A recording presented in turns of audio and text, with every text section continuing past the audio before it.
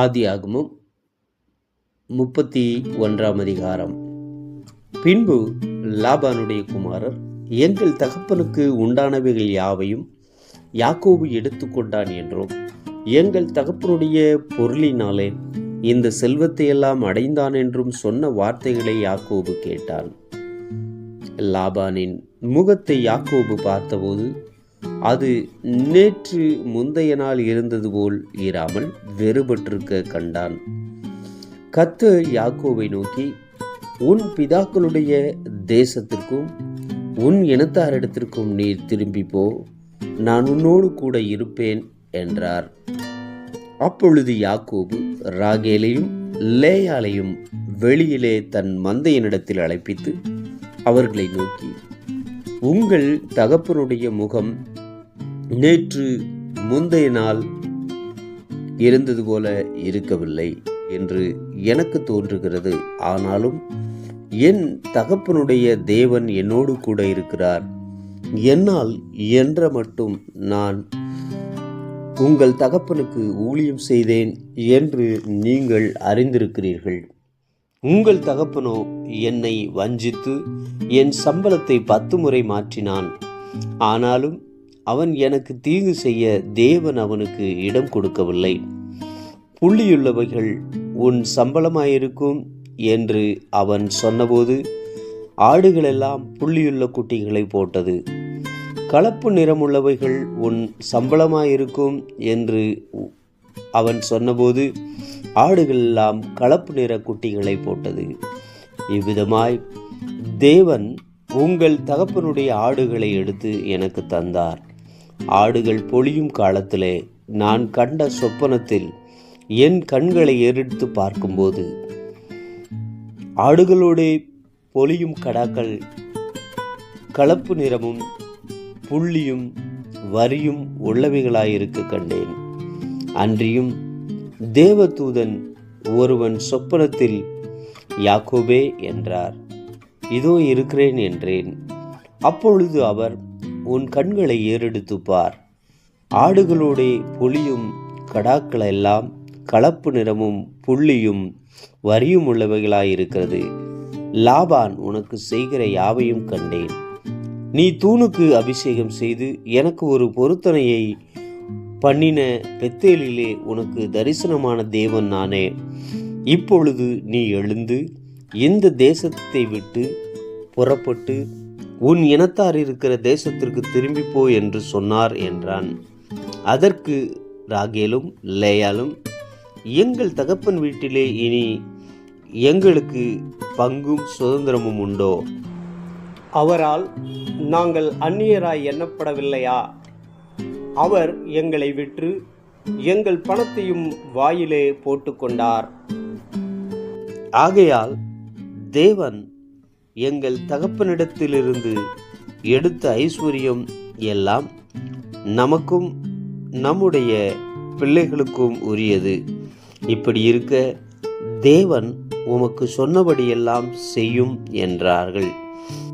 அப்பொழுது யாக்கோபு எழுந்து தன் பிள்ளைகளையும் தன் மனைவிகளையும் ஒட்டகங்கள் மேல் ஏற்றி தான் பதானாராமிலே சம்பாதித்த மிருக ஜீவன்களாகிய மந்தைகள் அனைத்தையும் தன் பொருட்கள் எல்லாவற்றையும் எடுத்துக்கொண்டு கானான் தேசத்தில் இருக்கிற தன் தகப்பனாகிய ஈசாக்கினிடத்துக்கு போக புறப்பட்டான். லாபான் தன் ஆடுகளை மயிர் கத்தரிக்க போயிருந்தான். அந்த சமயத்திலே ராகேல் தன் தகப்பனுடைய சுரூபங்களை திருடிக்கொண்டாள். யாக்கோபு தான் ஓடிப்போகிறதை சீரியனாகிய லாபானுக்கு அறிவியாமல் திருட்டளவாய் போய்விட்டான். இப்படியே அவன் தனக்கு உண்டானவைகளை எல்லாம் எடுத்துக்கொண்டு ஆற்றை கடந்து கீலேயாத் மலையை நோக்கி ஓடிப்போனான். யாக்கோபு ஓடிப்போனது 3ஆம் நாளிலே லாபானுக்கு அறிவிக்கப்பட்டது.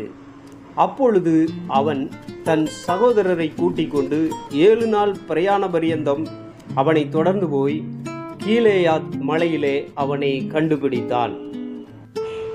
அன்று ராத்திரி தேவன் சீரியா தேசத்தானாகிய லாபானுக்கு சொப்பனத்தில் தோன்றி, நீ யாக்கோபோட நன்மையே அன்றி தீமை ஒன்றும் பேசாதபடி எச்சரிக்கையாயிரு என்றார். லாபான் யாக்கோபினிடத்தில் வந்தான். யாக்கோபு மலையிலே தன் கூடாரத்தை போட்டிருந்தான்.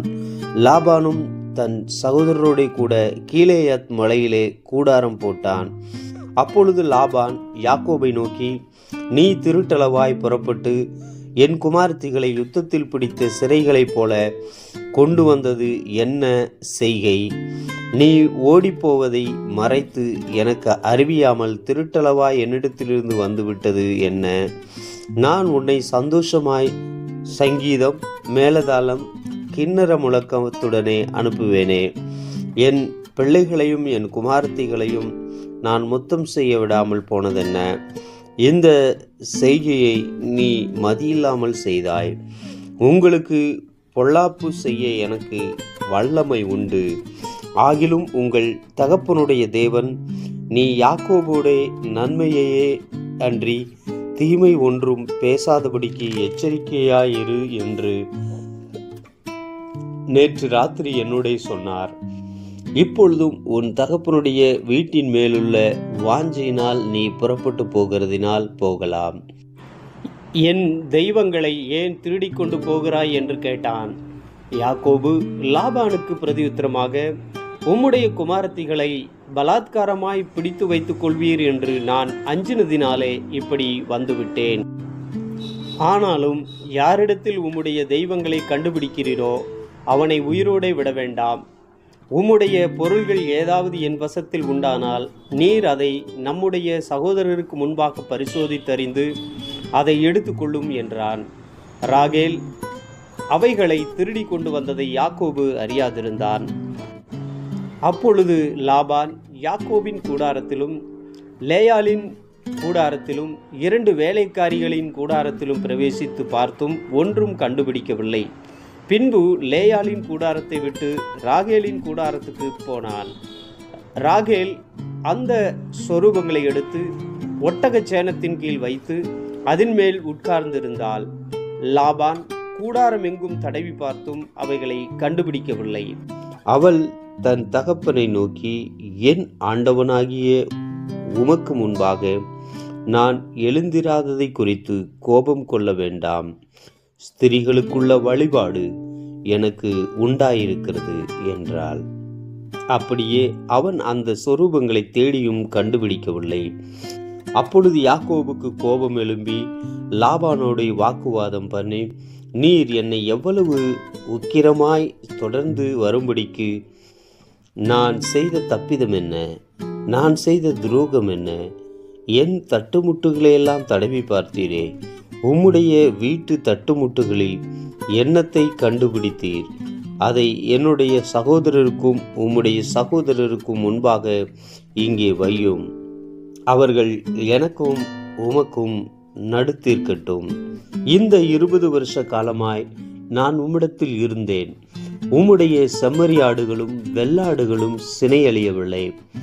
உம்முடைய மந்தையின் கடாக்களை நான் தின்னவில்லை. பீருண்டதை நான் உம்மிடத்திற்கு கொண்டு வராமல் அதற்காக நான் உத்தரவாதம் பண்ணினேன். பகலிலே களவு போனதையும் இரவிலே களவு போனதையும் என் கையில் கேட்டு வாங்கினேன். பகலிலே வெயிலும் இரவிலே குளிரும் என்னை பட்சித்தது. நித்திரை என் கண்களுக்கு தூரமாயிருந்தது. இவ்விதமாய் பாடுபட்டேன். இந்த 20 வருஷ காலம் உம்முடைய வீட்டிலே இருந்தேன். 14 வருஷம் உம்முடைய 2 குமார்த்திகளுக்காகவும் 6 வருஷம் உம்முடைய மந்தைக்காகவும் உம்மிடத்தில் சேவித்தேன். 10 முறை என் சம்பளத்தை மாற்றினீர். என் பிதாவின் தேவனாகிய ஆபிரகாமின் தேவனும் ஈசாக்கின் பயபக்திக்குரியவரும் என்னோடு இராமற் போனால் நீர் இப்பொழுது என்னை வெறுமையாய் அனுப்பிவிட்டிருப்பீர். தேவன் என் சிறுமையையும் என் கை பிரயாசத்தையும் பார்த்து நேற்று ராத்திரி உம்மை கடிந்து கொண்டார் என்று சொன்னான். அப்பொழுது லாபான் யாக்கோபுக்கு பிரதியுத்தரமாக, இந்த குமாரத்திகள் என் குமாரத்திகள், இந்த பிள்ளைகள் என் பிள்ளைகள், இந்த மந்தை என் மந்தை, நீ காண்கிற யாவும் என்னுடையவைகள். என் குமாரத்திகளாகிய இவர்களையும் இவர்கள் பெற்ற பிள்ளைகளையும் இன்று நான் என்ன செய்யக்கூடும்? இப்பொழுதும் எனக்கும் உனக்கும் சாட்சியாய் இருக்கும் பொருட்டு நீயும் நானும் உடன் உடன்படிக்கை பண்ணிக்கொள்ள கடவோம் என்றான். அப்பொழுது யாக்கோபு ஒரு கல்லை எடுத்து அதை தூணாக நிறுத்தினான். பின்னும் யாக்கோபு தன் சகோதரரை பார்த்து, கற்களை குவியலாக சேருங்கள் என்றான். அவர்கள் கற்களை எடுத்து கொண்டு வந்து ஒரு குவியலாக்கி அந்த குவியலின் மேல் போஜனம் பண்ணினார்கள். லாபான் அதற்கு ஜகர் சதுதா என்று பெயரிட்டான். யாக்கோபு அதற்கு கலயத் என்று பெயரிட்டார். இந்த குவியல் என்று எனக்கும் உனக்கும் சாட்சி என்று லாபான் சொன்னபடினாலே அதன் பேர் கலயத் எனப்பட்டது. அல்லாமலும் அவன், நாம் ஒருவரை ஒருவர் விட்டு மறைந்த பின் நீ என் குமார்த்திகளை துயரப்படுத்தி அவர்களை அல்லாமல் வேறே ஸ்திரீகளை விவாகம் பண்ணினாயானால் கர்த்தர் எனக்கும் உனக்கும் நடுநின்று கண்காணிக்க கடவர். நம்முடனே ஒருவரும் இல்லை. பார், தேவனே எனக்கும் உனக்கும் சாட்சி என்று சொன்னபடியால் அது மிஸ்பா என்னும் பெயர் பெற்றது. பின்னும் லாபான் யாக்கோபை நோக்கி, இதோ இந்த குவியலையும் எனக்கும் உனக்கும் நடுவாக நான் நிறுத்தின தூணையும் பார். தீங்கு செய்ய நான் இந்த குவியலை கடந்து உன்னிடத்துக்கு வராதபடிக்கும், நீ இந்த குவியலையும் இந்த தூணையும் கடந்து என்னிடத்துக்கு வராதபடிக்கும் இந்த குவியலும் சாட்சி, இந்த தூணும் சாட்சி.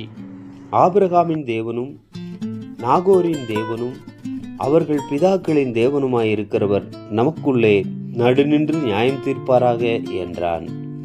அப்பொழுது யாக்கோபு தன் தகப்பனாகிய ஈசாக்கின் பயபக்திக்குரியவர் மேல் ஆணையிட்டான். பின்பு யாக்கோபு மலையின் மேல் பலியிட்டு போஜனம் பண்ணும்படி தன் சகோதரரை அழைத்தான். அப்படியே அவர்கள் போஜனம் பண்ணி மலையிலே ராத்தங்கினார்கள். லாபான் அதிகாலமே எழுந்திருந்து தன் குமாரரையும் தன் குமாரத்திகளையும் முத்தம் செய்து அவர்களை ஆசீர்வதித்தான். பின்பு லாபான் புறப்பட்டு தன் இடத்திற்கு திரும்பி போனான். ஆமென்.